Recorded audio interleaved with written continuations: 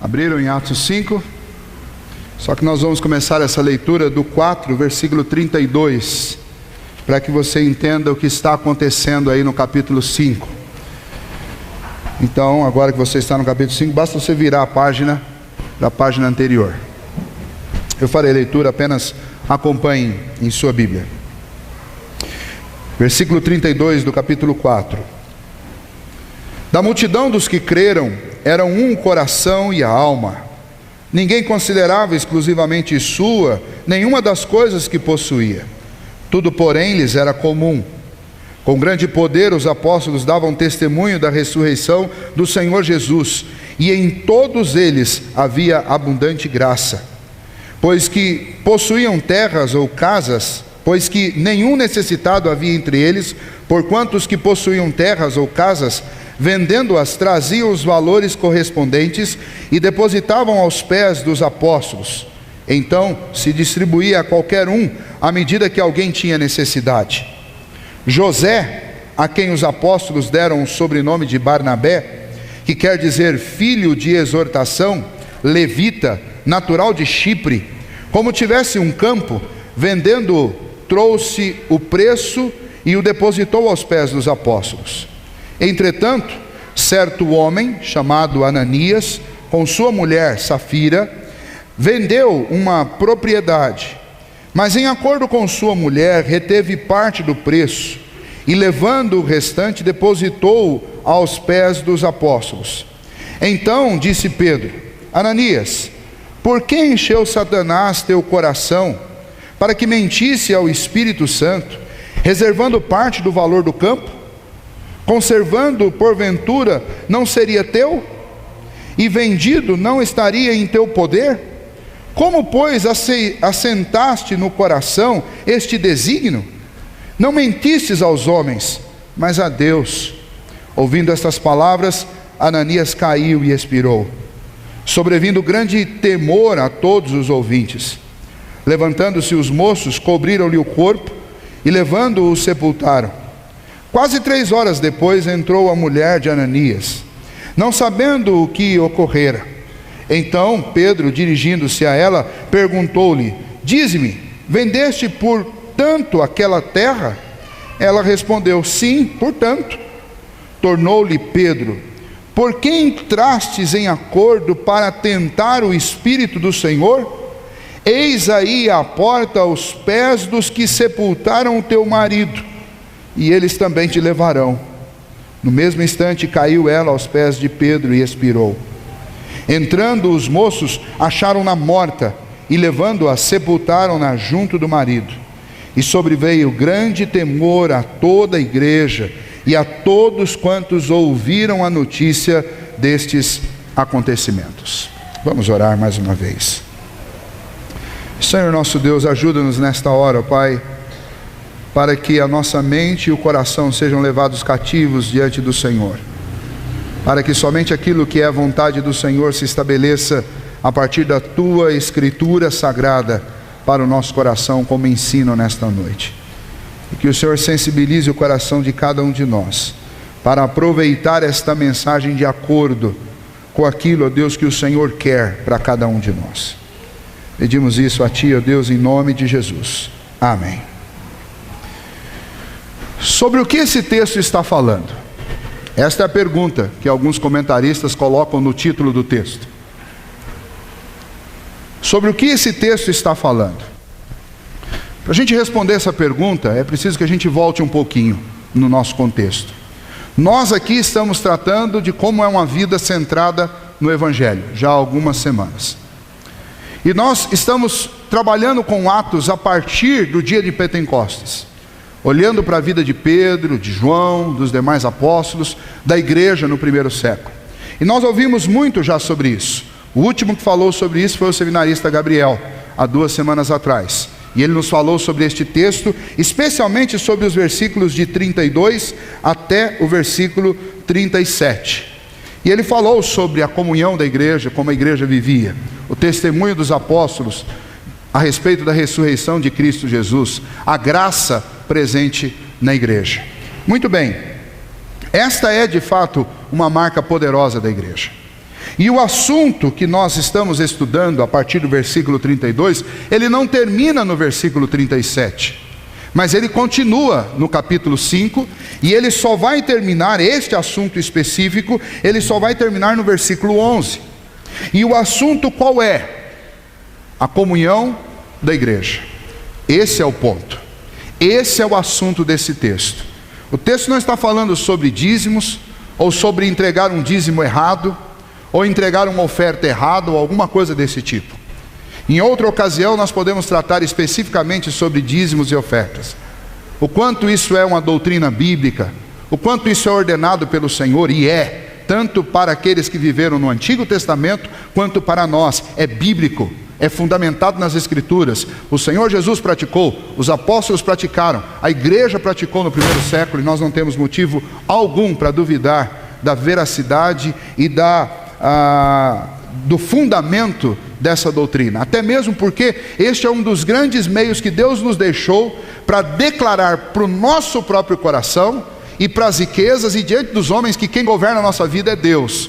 Então nós não temos problema algum em separar daquilo que Deus nos deu um pouco ou bastante e devolver para o Senhor, porque a nossa vida é do Senhor, nossa vida não é das riquezas. Quem nega o dízimo e a oferta, na realidade está entregando o coração às riquezas como a um ídolo, para que elas o dominem, porque as Escrituras não nos autorizam a fazer isso em lugar algum. Mas esse não é o assunto, de fato, não é esse o motivo. Alguém vai perguntar, a segunda pergunta é: por que Deus fez com que morressem Ananias e Safira? Porque eles erraram na conta? Porque eles tentaram enganar os apóstolos e a igreja? Quanta gente já errou na conta propositalmente? Quanta gente já tentou enganar líderes na igreja? Muitos. E nem todos têm o mesmo fim.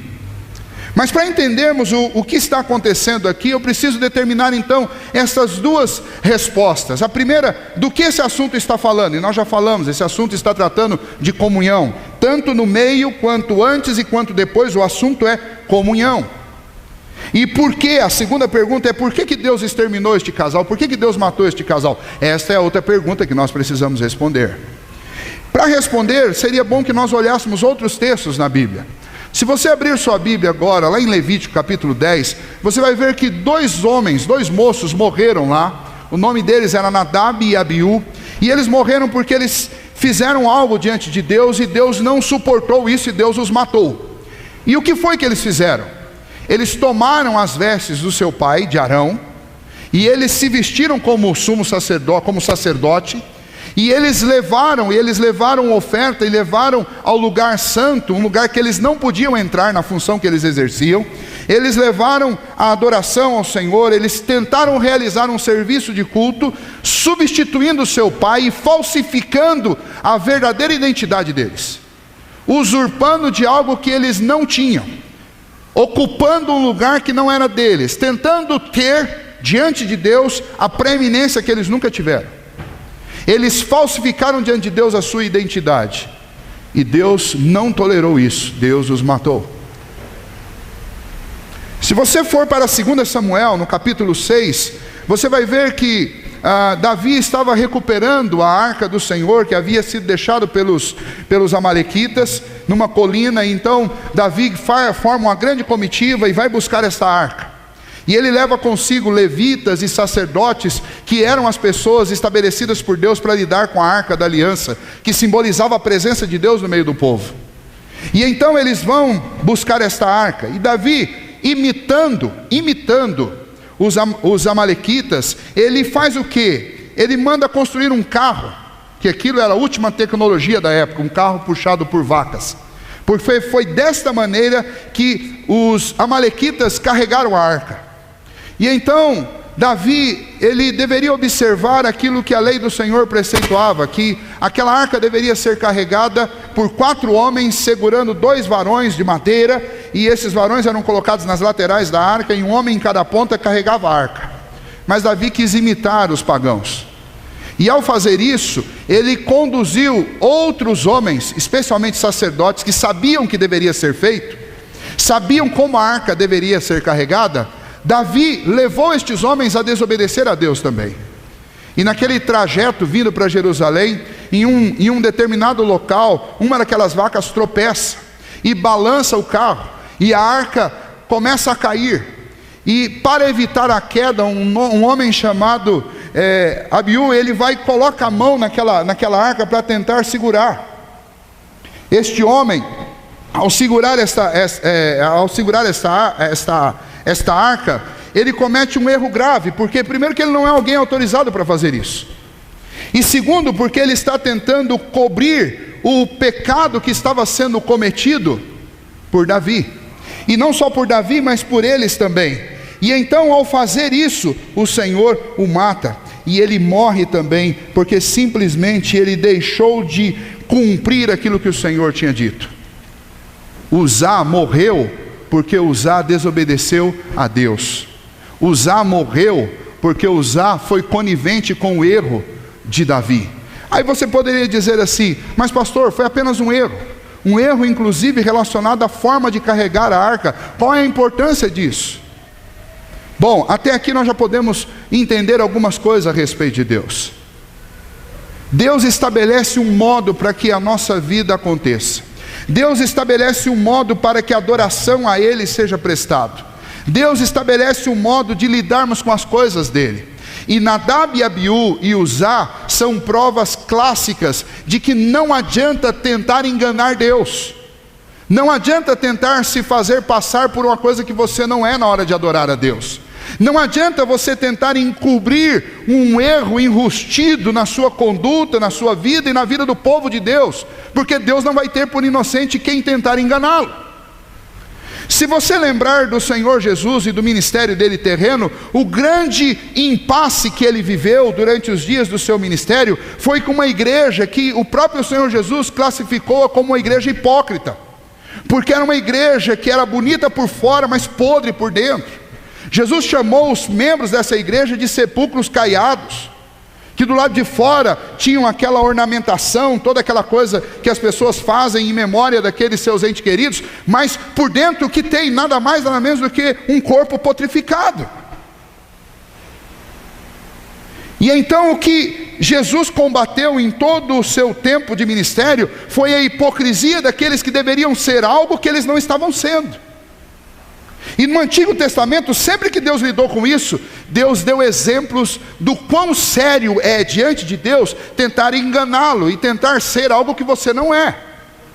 Você vai encontrar pessoas fazendo coisas muito mais graves do que Nadab e Abiú fizeram e do que Uzá fizeram, mas pessoas que se humilharam diante de Deus, reconheceram o seu pecado e mudaram de atitude, dependeram de Deus e mudaram de atitude. O próprio Davi é uma pessoa assim. Quando nós voltamos aqui os olhos para a igreja lá em Atos, nós temos uma igreja que está começando do jeito que Deus queria que uma igreja fosse.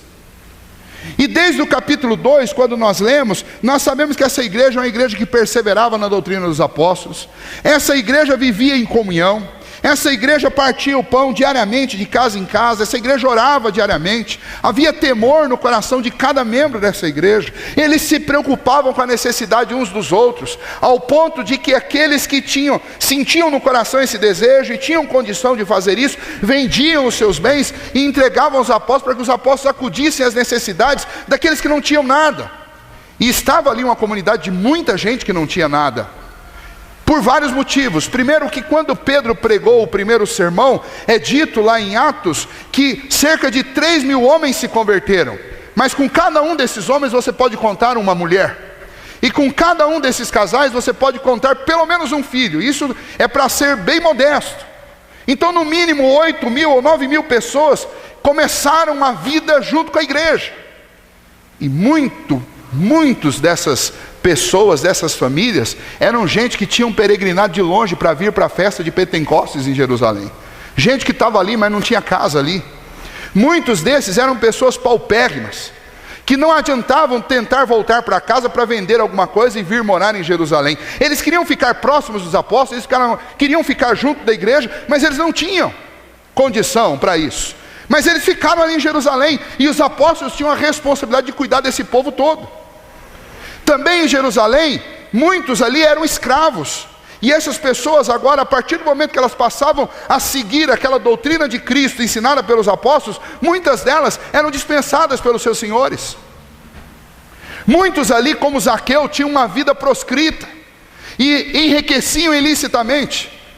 E a partir do momento que o evangelho entrou na vida deles, eles foram transformados e eles não tinham mais como sobreviver, eles tinham que arrumar um outro jeito de viver.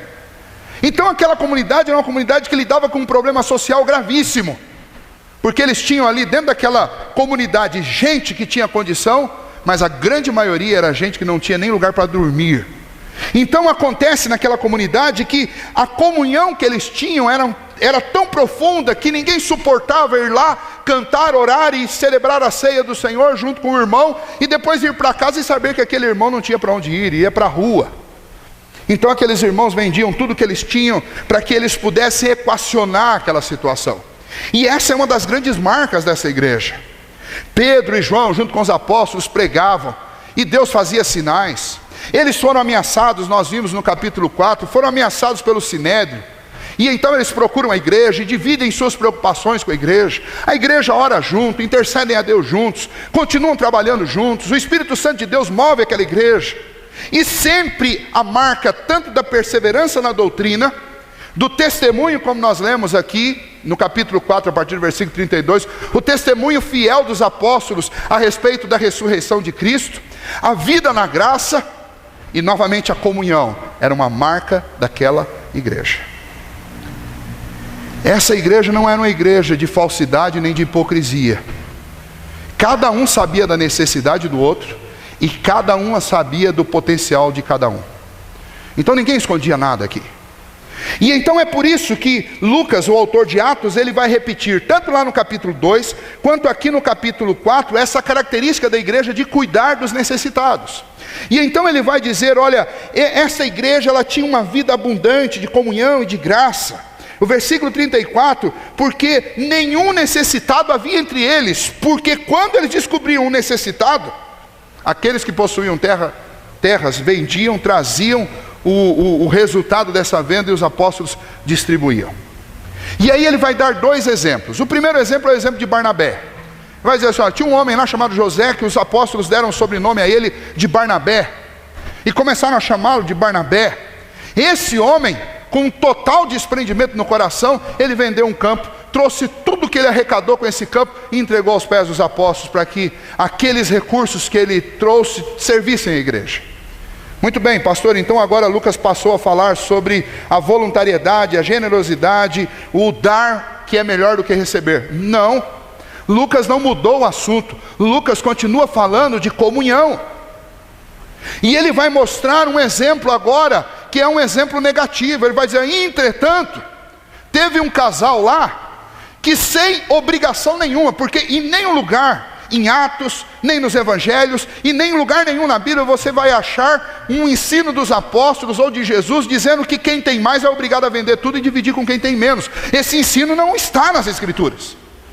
Então não era uma obrigação, era um ato de voluntariedade, era fruto de uma comunhão profunda, de alguém que estava incomodado pelo Espírito de Deus, em ter muito enquanto o outro não tem nada.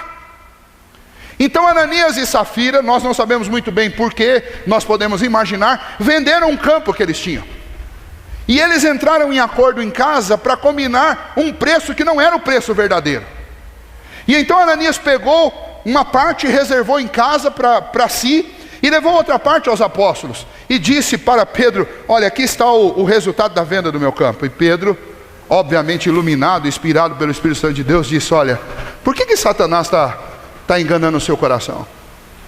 Por que Satanás está levando você a tentar enganar a Deus, a tentar o Espírito de Deus? Foi por esse valor mesmo que você vendeu? E aí, Pedro diz, acaso você pode enganar Deus? Você foi obrigado a vender? E se você vendeu, o que você reservou não é seu mesmo? Quem disse que você tinha que chegar aqui e mentir? Você podia ter dito, olha, eu vendi por tanto, mas eu deixei uma parte em casa e eu só quero dar essa outra parte. Não há nada de errado nisso. A obrigação não era vender tudo e dar tudo. Aliás, não existe essa obrigação. Barnabé fez por voluntariedade. Ananias e Safiras poderiam ter feito por voluntariedade. Mas alguma coisa errada estava por trás das suas intenções. E depois de Pedro confrontá-lo e desmascará-lo, Deus o mata. Ele cai e expira. Alguns jovens ali reúnem, jogam um lençol sobre ele, levam e o enterram imediatamente. 3 horas depois chega a sua esposa. E aí Pedro diz: viu, por que você se juntou com o seu marido para tentar enganar o Espírito de Deus? Por quanto foi que vocês venderam? E ela: por tanto. A Pedro diz: não é isso. Você está tentando enganar o Espírito de Deus? Está chegando aí os pés dos que levaram seu marido e enterraram por causa da mentira que vocês contaram aqui diante de Deus. E você vai ser enterrada junto com ele. E quando Pedro termina de falar, ela morre. Qual que é o problema? O problema é a quantidade de dinheiro que eles reservaram em casa? Não. O problema definitivamente não é dinheiro, não é valor. O problema é um ataque deliberado deste casal contra a comunhão da igreja. Esse é o problema. Eles estavam ferindo aquela comunhão. Por quê? Vamos lá. Então vou falar sobre os 2 pontos aqui. Primeiro, a comunhão que aquela igreja vivia não era uma comunhão litúrgica. Aliás, comunhão litúrgica é uma coisa que a gente tenta viver e é uma coisa que não funciona. O que é comunhão litúrgica? É a gente se reunir todo mundo e concordar com o mesmo hino, com o mesmo texto, com a mesma oração, e alguém ora e a gente diz amém e concorda com tudo. É uma comunhão litúrgica, é cantar de mãos dadas, é dar abraço durante a liturgia do culto, é no domingo parecer sorridente para todo mundo. Isso é comunhão litúrgica. Nós estamos muito acostumados com esse tipo de comunhão. A gente reúne a família, nossa família consanguínea em casa, no final do ano, e depois a gente diz: olha, foi um momento muito gostoso, de muita comunhão. O que foi a comunhão? Não, a comunhão foi sentar todo mundo junto, cantar uma música, fazer uma oração de repente de mãos dadas. A gente chama isso de comunhão. O oriental não chama isso de comunhão. No máximo isso é uma comunhão, como eu disse para vocês, litúrgica, é uma comunhão cerimonial. Mas viver em comunhão não é isso que a igreja dos apóstolos estava vivendo. Viver em comunhão aqui nessa igreja é acabar com todo tipo de barreira que separa o privado da minha vida do público na vida da igreja.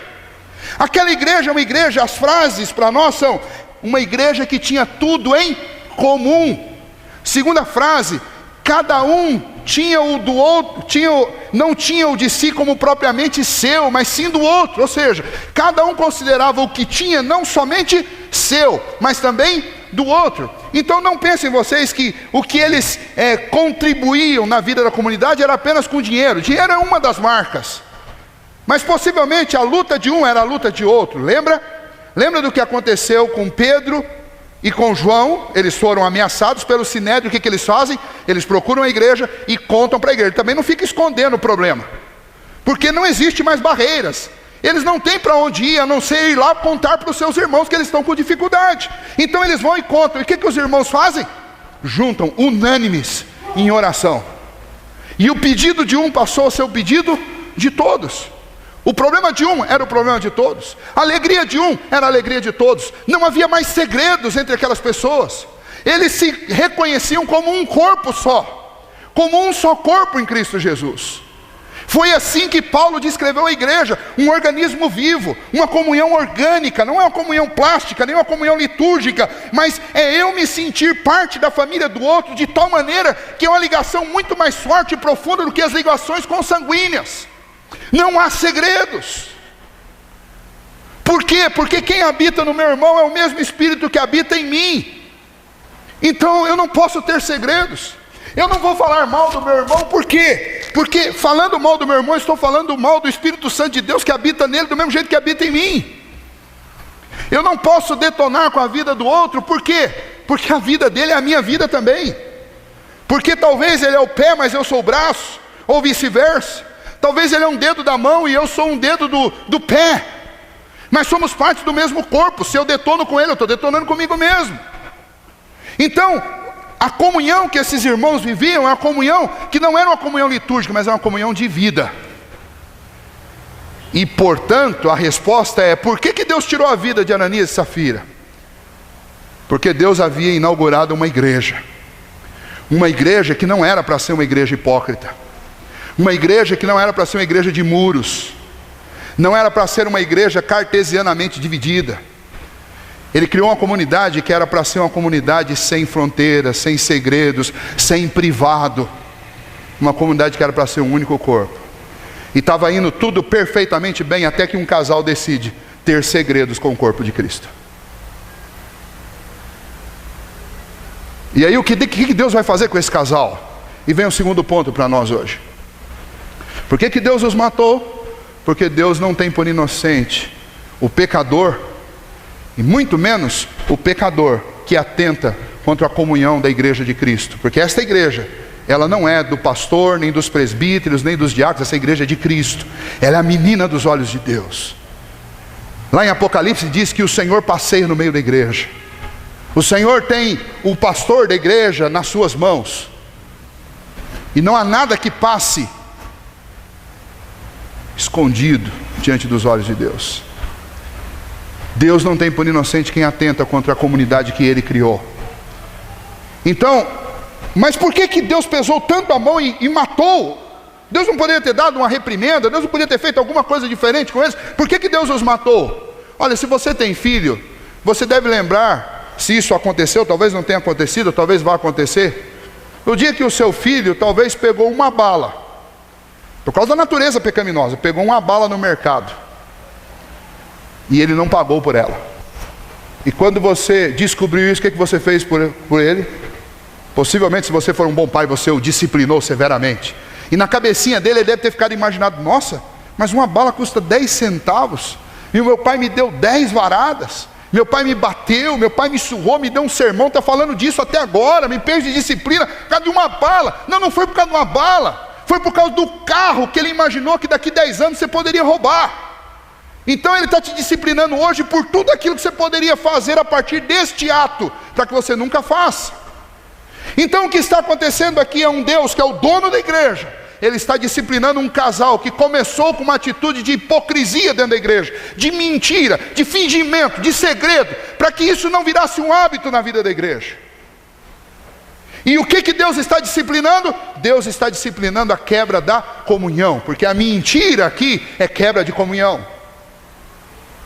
Os apóstolos eram parte do corpo de Cristo. Os outros crentes eram parte do corpo de Cristo. Como é que eu vou mentir por corpo de Cristo? Vai acabar a comunhão. Irmãos, eu quero encerrar essa palavra dizendo para vocês o seguinte: talvez você já olhou para esse texto várias vezes e sempre pensou no dinheiro nesse texto, como eu também já fiz isso. Mas esse texto não está falando de dinheiro. Esse texto está falando de comunhão. E está falando do quanto Deus leva a sério esse assunto. E os alertas para nós são: primeiro, comunhão não tem a ver com atitude litúrgica. Comunhão tem a ver com atitude de vida. Nós estamos no mesmo corpo, mas nós não estamos nesse mesmo corpo para vivermos isolados no meio de uma multidão. Nós estamos no mesmo corpo para compartilharmos nossas alegrias e nossas tristezas. Talvez seja muito difícil para você abrir o coração quando você está muito aflito, pedir ajuda quando você está em dificuldade, mas você deve fazer isso. E pode ter certeza que você vai encontrar ajuda, mas não espere que alguém adivinhe que você está com problema. Por outro lado, quando você receber um pedido de ajuda, lembra que você faz parte desse corpo. Se uma parte do corpo perde ajuda e você não ajuda, o que acontece? Mais cedo ou mais tarde o problema vai virar seu também. Porque aquilo que começa a doer lá no dedinho do pé, mais cedo ou mais tarde vai chegar no braço. Nós somos parte do mesmo corpo, nós temos que ter esse entendimento. E esse é um atributo da igreja importantíssimo, e Deus zela por ele. E Deus trata severamente quem se levanta contra a comunhão da igreja do Senhor Jesus. E então eu quero encerrar dizendo para você o seguinte: lembre de Ananias e Safira, não como exemplo de alguém que tentou dar um dízimo errado. Não é esse o assunto aqui. Lembre de Ananias e Safira como alguém que Deus usou como exemplo para que eu não viva uma vida hipócrita com os meus irmãos, para que eu não quebre a comunhão por causa da hipocrisia, porque não há comunhão que resiste àquele sorriso que é plástico, que é falso e que vem acompanhado por uma facada nas costas de quem você dá o sorriso. Não seja assim. Se você não está gostando de alguma coisa, diga. Se você está incomodado com alguma coisa, fale. Se você está alegre e feliz, fale também, compartilhe a sua alegria. Mas acima de tudo, que nós saibamos que viver em comunhão não tem a ver com sentar todo mundo um do lado do outro aqui, todo mundo sorrir, todo mundo comentar com a paz do Senhor, mas ir embora cada um com o coração mais distante um do outro possível. Comunhão tem a ver com compartilharmos tudo na nossa vida, momentos difíceis e momentos fáceis. E isso só é possível pela presença do Espírito Santo de Deus em nosso coração. O mesmo Espírito que habita em mim, habita em você. Não é possível que o Espírito que habita em mim me impulsione a ficar com ódio de você. Se eu estou sentindo ódio, repulsa de alguém, isso não é resultado da obra de Deus na minha vida, do Espírito na minha vida, mas isso é resultado de carnalidade. Isso é resultado do velho homem. Então pense bem, quais são os seus motivos para estar irado, revoltado, chateado com alguém que também custou o sangue de Cristo e que é a habitação do Espírito Santo de Deus? Quais são os seus motivos? Será que são maiores do que os motivos de Deus em entregar o Filho dele para salvar a pessoa que você está odiando? Eu tenho certeza que não são, mas eu garanto para você que os sentimentos que te levam a odiar um irmão seu são muito semelhantes aos sentimentos que estavam no coração de Ananias e de Safira. E Deus não poupou aqueles que atentaram contra a comunhão do corpo de Cristo. Não pense em você que você será poupado. Ele pode não fazer isso com você, ou comigo, ou com qualquer um de nós de pronto. Mas Deus não terá por inocente quem fere a comunhão do corpo de Cristo. Em nenhum momento o texto fala se eles foram para o céu ou para o inferno. Acredito que eles foram para o céu, porque eles eram crentes e membros daquela igreja, mas perderam o privilégio de viver para a glória de Deus aqui. 1 Coríntios 3 fala a respeito daqueles que, mesmo sendo salvos, eles têm as suas obras reprovadas, mesmo depois de serem cristãos, e chegam no céu quase que como passando pelo fogo. Acredito que Ananias e Safira sejam um desses casos. Mas espero de todo o coração que nem eu e nem você sejam um desses casos. Mas que Deus nos ajude a viver a verdadeira comunhão, sem fronteiras, sem barreiras, sem segredos uns com os outros. Se nós tomássemos esse único ponto para colocá-lo em prática, em nome de Jesus, a partir de agora, nós já seríamos uma comunidade completamente diferente. Porque o que torna uma comunidade relevante não é o formato estético, mas é o estilo de vida que cada um de nós, dentro dessa comunidade, vive. Se nós vivermos em comunhão, pouco importa se nós temos uma cara de uma comunidade antiga, com um púlpito de madeira, que parece do século XVI, ou se você está dentro de uma igreja moderna. Comunhão é obra do Espírito Santo de Deus na nossa vida. E comunhão é poderosa dentro de qualquer igreja. Não sou contra os métodos novos, muito pelo contrário. Eu me agrado muito deles. Mas o que não me agrada de jeito nenhum é a gente viver de uma forma hipócrita dentro de uma comunidade moderna ou de uma comunidade antiga. Porque em ambos os casos você está atentando contra o Espírito Santo de Deus, atentando contra o corpo de Cristo. E você está atentando contra a comunhão da igreja. Essa comunhão foi conquistada com o sangue do Cordeiro. Deus não vai ter por inocente quem destrói a comunhão que foi comprada com o sangue do Filho dele. Vamos ficar em pé e nós vamos orar nesse momento.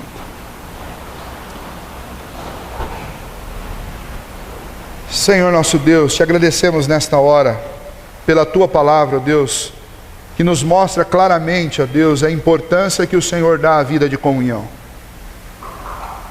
Louvamos ao Senhor, ó Deus, pelos exemplos que encontramos no Novo Testamento, do Senhor, ó Deus, fazendo com que aquela comunidade que surgiu lá em Atos fosse uma comunidade do amor, da comunhão, uma comunidade que impactou o seu tempo, exatamente, ó Deus, porque vivia sem fingimento, sem falsidade, sem hipocrisia, em plena comunhão.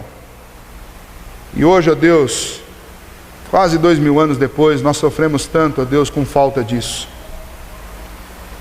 Todos nós somos, ó Deus, culpados porque negligenciamos, ó Deus, a verdadeira comunhão, às custas, ó Deus, de nos contentarmos e vivermos uma comunhão litúrgica, onde a gente tem aparência de amizade e de companheirismo, mas na realidade, como o apóstolo Paulo diz, nós nos mordemos mutuamente, quase ao ponto de nos destruir. Ó Deus, tem misericórdia de nós, ó Pai, que nós possamos olhar para este exemplo tão duro e tão severo do que o Senhor fez com Ananias e Safira, e observarmos, ó Deus, através desse exemplo, que o Senhor zela pela comunhão da igreja, e que é o Senhor quem cuida da comunhão da igreja, para que nenhum de nós, ó Deus, venha atentar contra esta comunhão, mas que nós vivamos, ó Deus, centrados no Evangelho de Cristo Jesus. E centrados no Evangelho de Cristo Jesus, nós sabemos que devemos imitar Cristo e os apóstolos, que amaram, conversaram e se dedicaram a todos igualmente, ricos e pobres, escravos e livres, pecadores, segundo aqueles rótulos e emblemas deste mundo, ou não, mas o Senhor Jesus conversou, conviveu e amou a todos igualmente. Que na igreja, Deus, nós saibamos imitar a Cristo Jesus, que fora dela nós possamos dar um poderoso testemunho de Cristo Jesus, amando a todos sem fingimento e vivendo em comunhão. Pedimos-te isso nesta noite. Pedimos que o Senhor tenha misericórdia de nós, ó Deus. Faça-nos arrepender das muitas vezes, ó Deus, que tentamos enganar o Teu Espírito, fingindo uma comunhão que não temos. Que o Senhor, ó Deus, tenha misericórdia, ó Deus, e nos perdoe desses pecados. E nos ajude, ó Deus, a melhorar. Que o Teu Espírito nos mova, ó Deus, a uma vida de verdadeira e poderosa comunhão no corpo de Cristo. Pedimos-te isso nesta noite. Pedimos que o Senhor abençoe a todos aqueles que estão aqui nesta noite.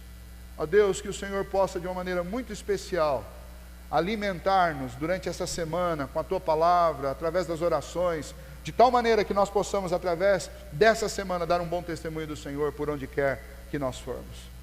Para que vejam em nós, ó Pai, um povo diferente, um povo que realmente tem um coração transformado pelo Senhor, que vive uma espiritualidade sadia, e que, ó Deus, é um povo que tem algo, ó Deus, que gera curiosidade, ânimo, entusiasmo naqueles que assistem e convivem, de tal maneira que eles também venham a procurar Cristo. Que assim, ó Deus, o Senhor trabalhe em cada um de nós. É a nossa oração nesta noite, em nome de Jesus. Amém. Que a graça...